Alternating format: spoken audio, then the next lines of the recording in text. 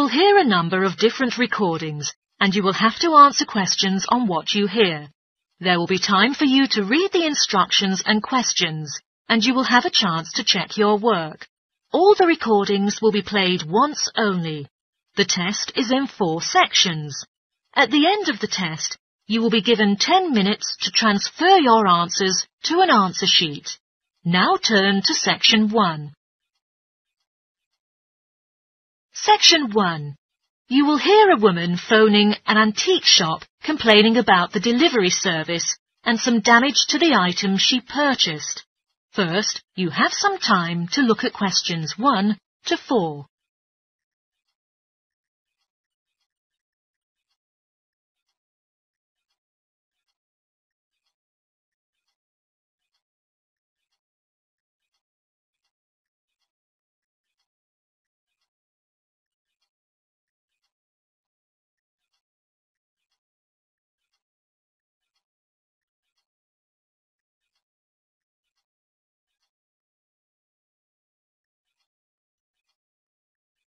You will see that there is an example which has been done for you. On this occasion only, the conversation relating to this will be played first. Hello, this is the Complaints Centre of the Service Department at Clifton Antiques. Before we start, I'll just need to take more details from you, OK? Sure, no problem. Well, could you please tell me your full name, madam? It is Anna Lumley. That's Anna, Lumley. The caller's name is Anna Lumley, so Anna Lumley has been written in the space. Now we shall begin. You should answer the questions as you listen, because you will not hear the recording a second time. Listen carefully and answer questions 1 to 4. Hello, this is the Complaints Centre of the Service Department at Clifton Antiques. Before we start, I'll just need to take more details from you, OK? Sure, no problem. Well, could you please tell me your full name, madam? It is Anna Lumley. That's Anna, Lumley. All right, Lumley. Not exactly. The 4th letter is L, not O. Oh, sorry. Let me rewrite it. And may I have your contact number that we can use to reach you during the week? Sure. My mobile phone number is 077 876345. Great. Now, what can I do for you today, Anna? I placed an order for a large quantity of items with you last week, on the 20th of February, and had been expecting them to arrive at the office in a week. However, only half of the shipment has been delivered. I would just like to ensure that they haven't gone missing in transit. All right, madam. It's a pity we have caused this inconvenience to you. I'll look for the parcel track record and see if I can give you a date when you should receive the rest of your order. What was your delivery address listed? I made the arrangements for the parcel to be conveyed from your warehouse on Ardale Road to my office address at 235 Arkandale Road. Sorry, could you say it again, the address? 235 Arkandale Road, Akendale. In East Sea? Yes, sir. Well, OK. Our system has tracked your parcel, which shows that your shipment has been received. However, there's no record about the lost items. I would suggest that you wait for 2 days, and if the other items don't arrive, then you might need to consider to claim insurance coverage for the value of the rest. How much are they worth? They cost me $34,500 in total. All right. For this amount, I think 10% will be covered by the insurance company. Therefore, you could claim $3,450 from them. If you'd like to, there is a form on our website that you can fill in, and when the loss is confirmed, you'll get the money within 5 working days. The rest of the money will be refunded to you in a month, so you won't suffer a financial loss. It sounds reasonable.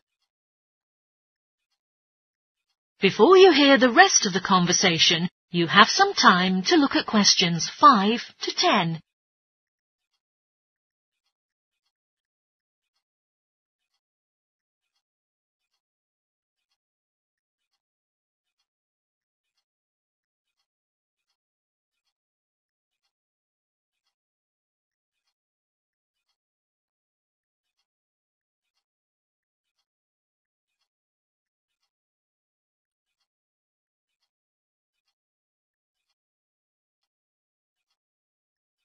Now listen and answer questions 5 to 10.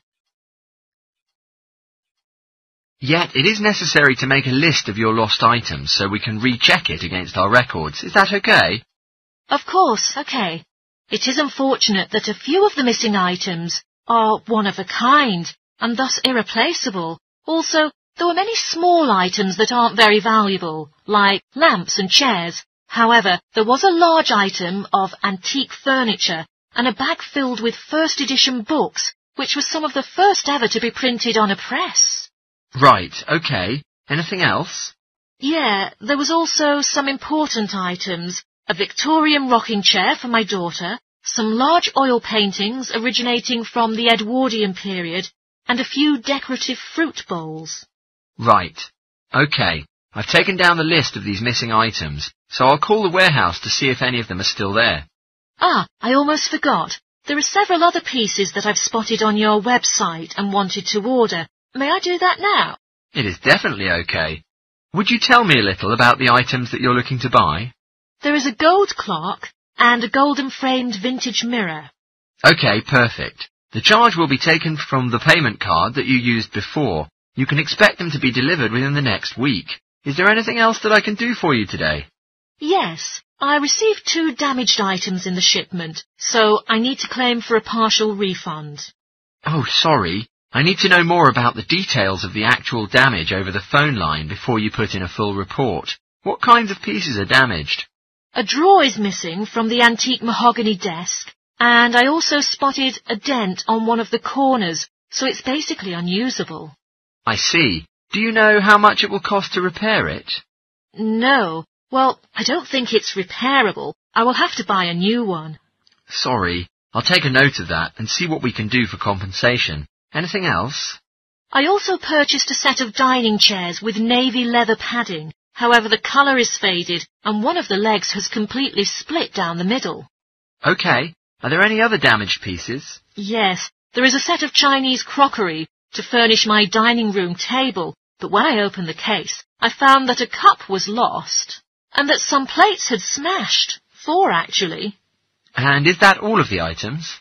Yes, I think that's all. Right. I'll estimate the value of the damage and a refund will be issued. Okay. Cheers for your great help. No problem. My pleasure. Goodbye. That is the end of section 1. You now have half a minute to check your answers.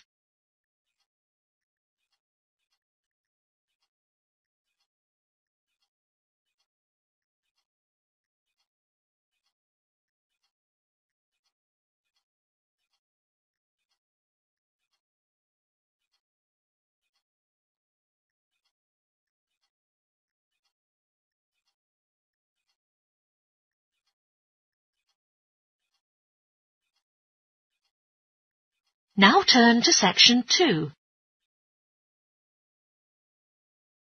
Section 2. You will hear part of a broadcast for tourists about the popular holiday region called the Trelloa Valley. First, you have some time to look at questions 11 to 14.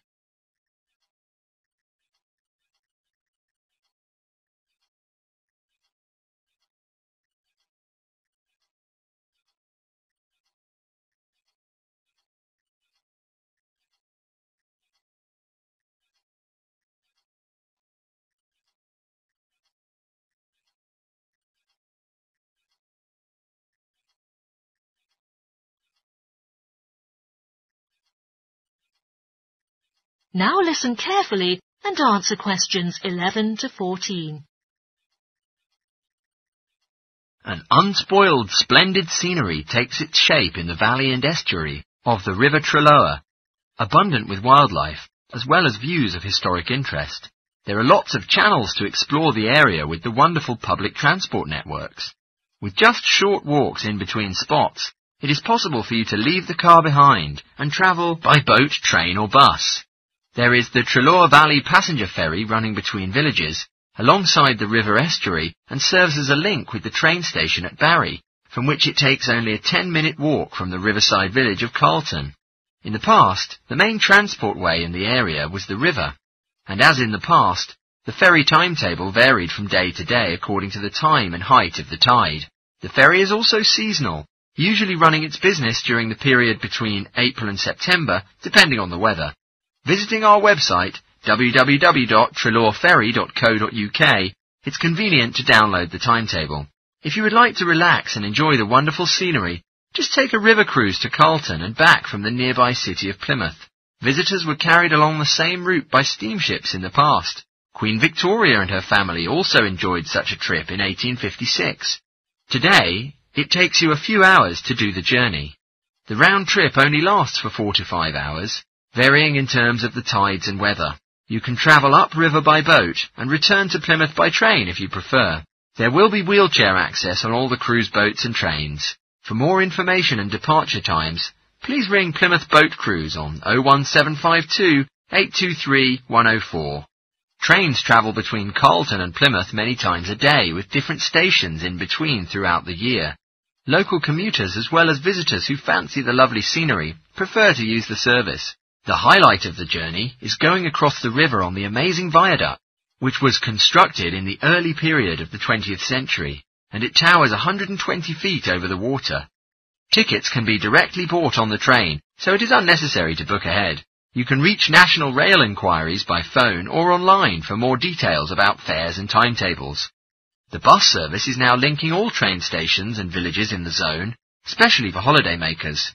There is a Rover ticket, including unlimited journeys, which can be used on weekends and national holidays. The Rover ticket offers great value for money and is now even cheaper than it was last year. For adults, a ticket costs £5.50 per day. For senior citizens, the cost is £4.50, and a family ticket for up to 5 people only costs £12. You can purchase tickets on the bus. Before you hear the rest of the talk, you have some time to look at questions 15 to 20.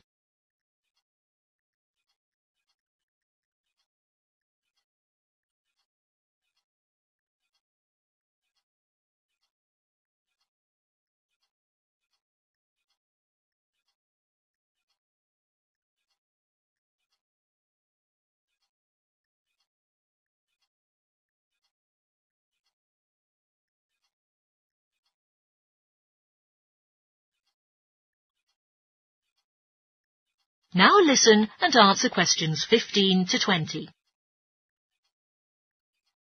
At the centre of the Treloar estuary area is the historic riverside village of Carlton. The main road comes into the village from the south, and for those who are riding by bus, it turns left just before the bridge and stops in the lay-by on the left-hand side. From there, it's just a short walk to Carlton's various attractions. If you're arriving by car, you have to leave it in the main car park. Go over the bridge, take the first turning on the right, then go on until you come to the end of that road. It's the only place to park in Carlton, but there's no charge. If you're interested in local history, there's a museum in Carlton with farming, fishing and household implements from the late 19th century. As you come in from the south, cross the river and go straight on the same road until you reach the end. Also on the subject of history, you can go and see the old mill, which has recently been renovated and put back into use. Turn left before you come to the bridge, then go straight on and take the first turning on the right. This leads straight there. If you're interested in arts and crafts, there's a potter's studio where you can watch the artist at work. After crossing the bridge, turn left and it's the second building on the left. Finally, when you're in need of refreshments, there's a cafe opposite the old boathouse and a picnic area near the mill.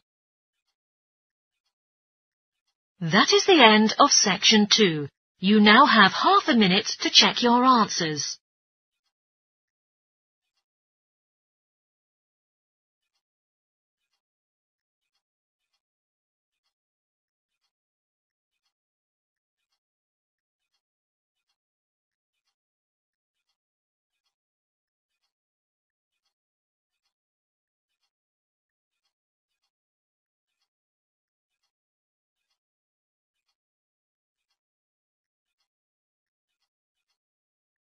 Now turn to section 3. Section 3. You will hear 2 students who are taking a research methodology course, a girl called Lila and a boy called Jake, having a seminar with their tutor. First, you have some time to look at questions 21 to 24.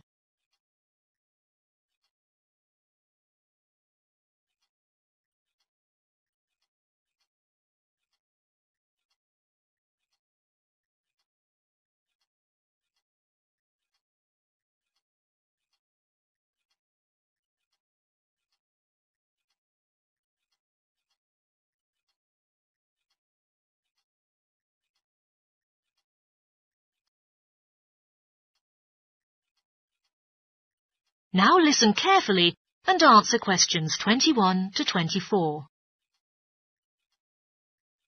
So I gave you both a task to select an article about a small-scale research project.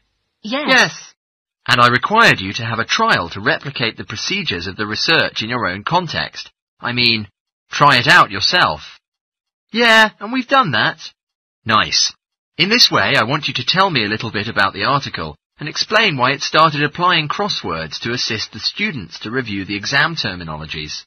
All right. The article was written by 2 university professors who had initially used crosswords to help the students revise the terminology for exams. And the crosswords were designed and installed on computers. And we selected the article because, though we weren't familiar with the technique, it seems an accessible topic. You know, using IT to design crosswords for higher education. That's a good reason. So both of the professors would like to see how well this innovation was received by their students. Yes. So what has been going on with your reproducing the research? Well, we collected a series of some terms from our own modules and put them in a list. Then we designed a crossword to revise them. Then we invited some of our classmates to try out our crossword and then asked for some feedback from them, you know, like their feelings, views, as well as some suggestions about using this technique. Did you find it easy to have people participate in it? Not really. First, you know, it was actually hard, but later when we convinced them by talking about the actual benefit that they will get from participating in this research on preparing for an exam which is coming up later this semester... It functioned. Great. So how did you get the feedback from the students that tells you their thought about the crosswords? By a questionnaire. There were 2 pages in the original questionnaire, and it included lots of X-linked questions. But the whole section about difficulties using IT is now out of date. Even the questionnaire had just been finished a few years ago. So, have you done a shorter version? Sure, and then we emailed it to 40 students and received 28 replies. I was disappointed by the fact, but this was a relatively good result. I mean, the responses we got from them were well written. You know, people did take a lot of care with them, but I was still taken aback with the low numbers. Yes, for an apprentice researcher, it's an important lesson to learn. Yeah. Before you hear the rest of the talk, you have some time to look at questions 25 to 30.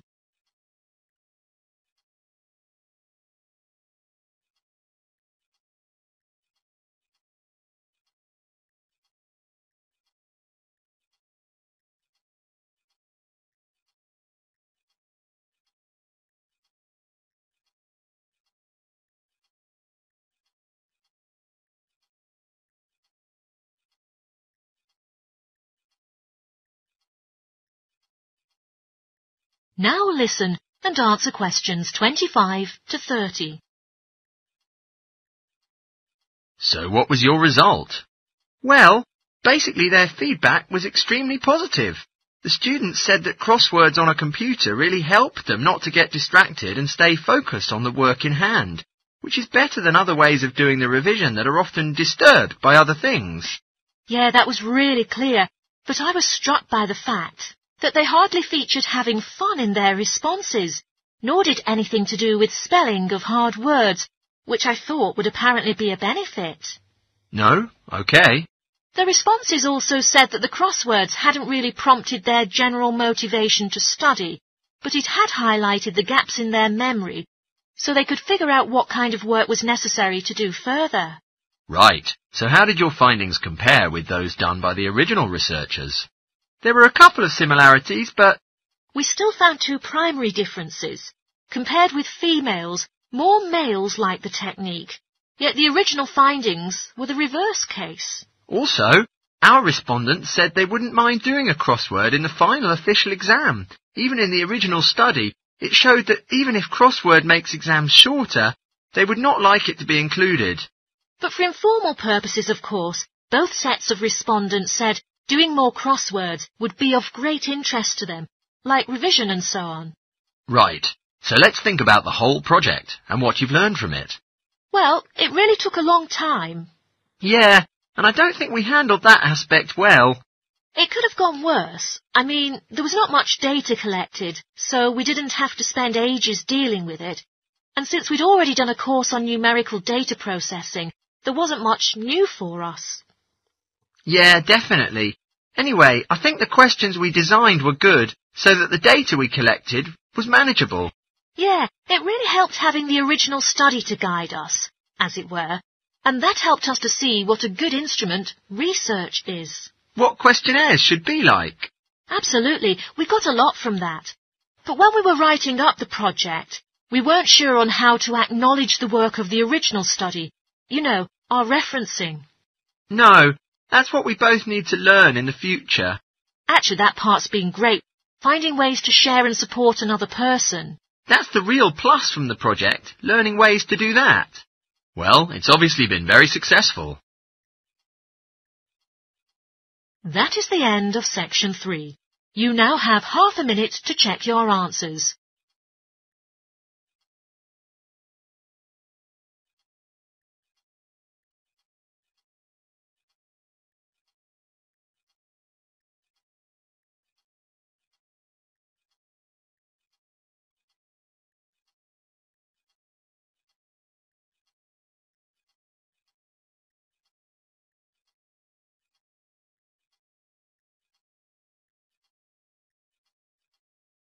Now turn to section 4. Section 4. You will hear a sociology lecture about the perspectives of time. First, you have some time to look at questions 31 to 40.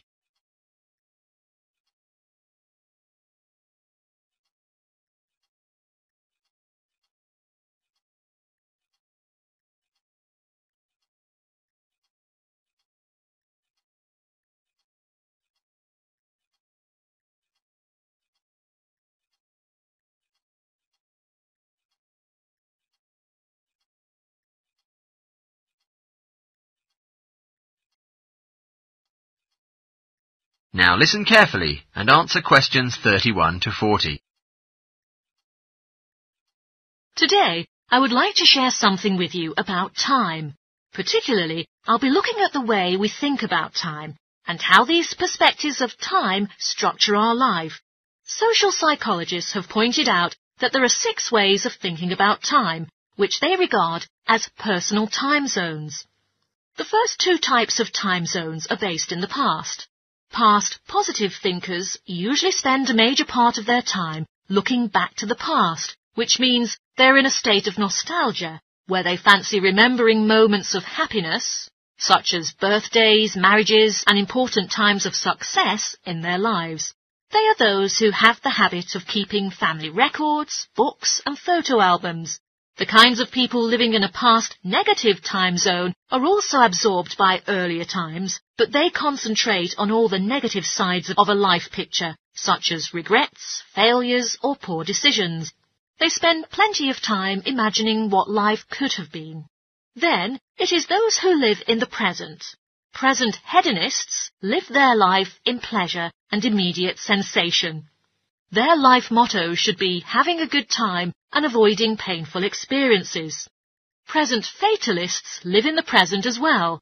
However, they think this moment is the product of circumstances entirely beyond their control, that it is more a fate.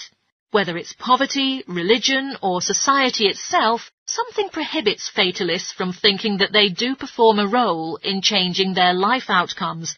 Life is simply what it is. How about the future time zone? People who are sorted into the future active group are those who make plans and go for their plans. They don't play, but work and resist temptation. They make decisions in terms of potential consequences rather than experience itself. The other type of future-oriented perspective is future fatalistic. This group of people holds a belief that there will be a certainty of life after death, and a certain kind of judgment day when they will be assessed on how virtuously they have led their life and what achievements they have made in their lives. Okay, so much for all the types. You now may ask, in what ways are our lives influenced by these time zones? Well, let's start at the beginning. When we were born, no exceptions, everyone was a present hedonist. All the initial needs and demands, like being warm, secure, fed and watered, were all from that time. But formal education changes the way we think. Each one of us is taught not to focus only on the moment and start to make estimates about the future. But you might be surprised, every 9 seconds a child drops out of school in the US. Most interestingly, there's much more boys dropping out than girls doing so. We may easily draw the conclusion boys aren't as intelligent as girls. But the evidence doesn't support this. A recent survey indicates that when American boys reach the age of 21, they have spent roughly 10,000 hours on video games, and also suggests that they'll never fit in the traditional classroom because there is a stronger need for those boys to have a certain circumstance in which they are capable of managing their own learning environment. Now, let's move on to how we do prevention education. All kinds of prevention education are usually targeted at the future time zone. We say, don't smoke or you'll get cancer, get good grades or you won't get a good job.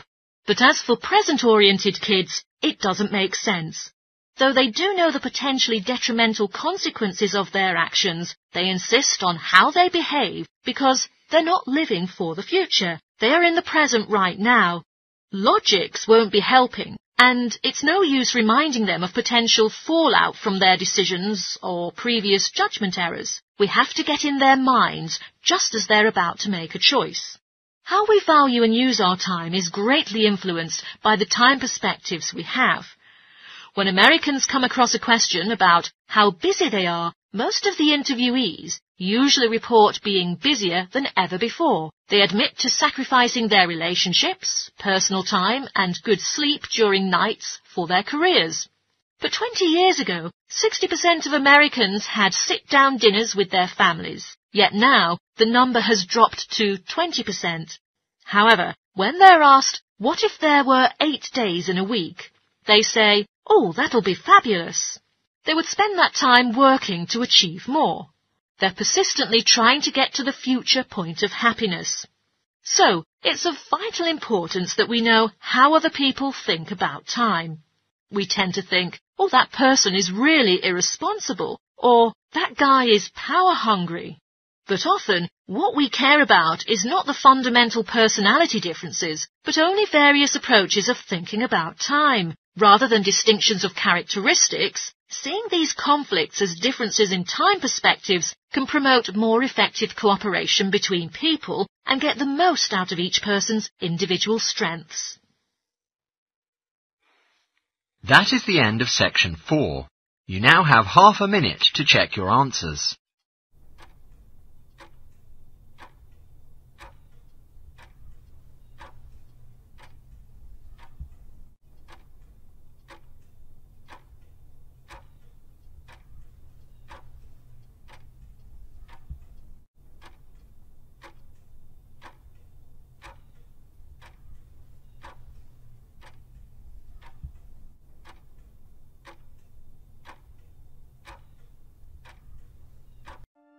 That is the end of the listening test. In the Ielts test, you will now have 10 minutes to transfer your answers to an answer sheet.